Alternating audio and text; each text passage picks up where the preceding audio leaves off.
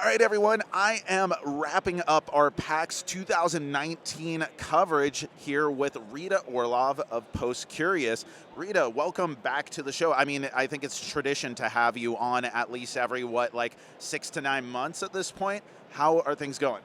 Things are going great, and thank you for having me again. Always a pleasure to talk to you. Yeah, of course. And so we are at PAX, as I said, and you have been playing a ton of games here. What are you doing for PostCurious these days? I mean, the release of Tale of Ord has long expired at this point. You've delivered all the copies. It's out there in the world. Yeah, so they're all finally gone. I've been working on a new game pretty much since I finished Tale of Ord. It is coming to a finish pretty soon, so I'm hoping to launch it on Kickstarter next year, sometime in the spring. That's awesome. Is it going to be a similar in scope game, or is it something completely different? It's going to be very similar in scope, but it's going to be a shorter game and a little bit lower on the difficulty level.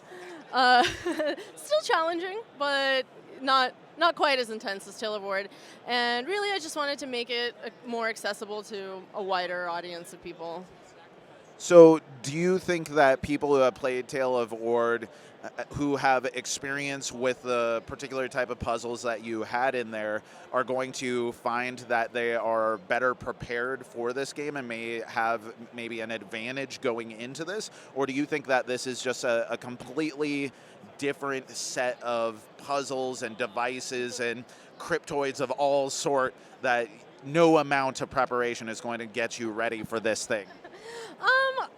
They might be a little bit better prepared just because they've already had probably 12 to 16 hours of experience of how my brain works when I make puzzles. So a little bit of insight might take you a little bit of the way.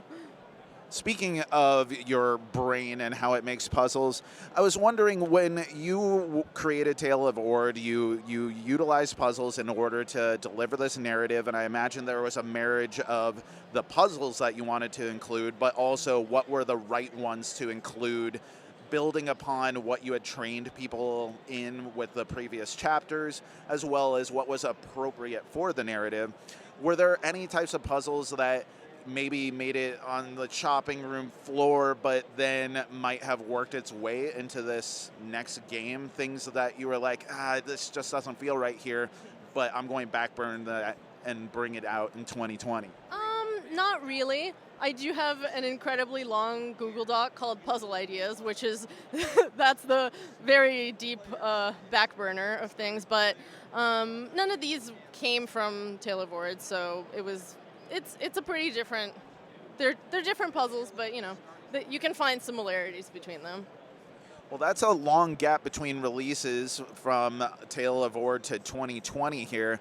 Have you been up to any other creative projects in the gaming space? I mean, I don't even know still, after all this, appropriately how to articulate what this broader world of gaming is. So have you been up to anything? Yeah, so over the past year, I've been working on an outdoor puzzle game, which is in New York City, and we just finished it last month. So if anyone's in New York, they can go on the Clue Keeper app and download it. The game is called Second Sight, and it's basically a narrative puzzle adventure through Greenwich Village, where you're using this app, and it has AR on it, so you're going around and solving puzzles and trying to reunite this poet's dead ghost with his long-lost love. And that's something that is persistent and ongoing, or is that an event that only happens at certain times? I know almost nothing about the world of pervasive games, outdoor games, just from the few creators who have come on the show and just wowed me with these high-minded concepts that my brain still can't wrap itself around. So this one's available at any time. Obviously, since it's outside, it's probably less fun in the winter, but because you don't want to walk around for 2 hours in the cold. But you can play it at any time. It's not like a limited release or anything.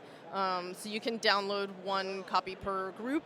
It's for, I would say, 1 to 3 players is probably a good number of people, and you don't need any other equipment or objects or knowledge. So you can pretty much just download it and go if you have a couple hours and nothing to do.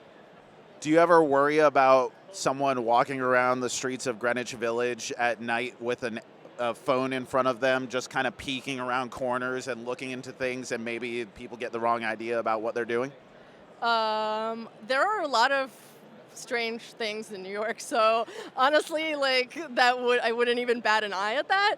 However, if anyone does play this, you need to play it during the day, because the augmented reality, you have to scan objects, and the technology is such that the thing that you're scanning has to look a certain way. So if it's nighttime, it's gonna look different than it is during the day. So you might not be able to scan it. Well, at this point, we've seen you at 2 PAX Unplugs. We've talked about games. I know that you've played a lot of board games here. I'm wondering if Rita Orlov may be a name that I ever see on a traditional board game as opposed to one of these narrative puzzle adventure thingies.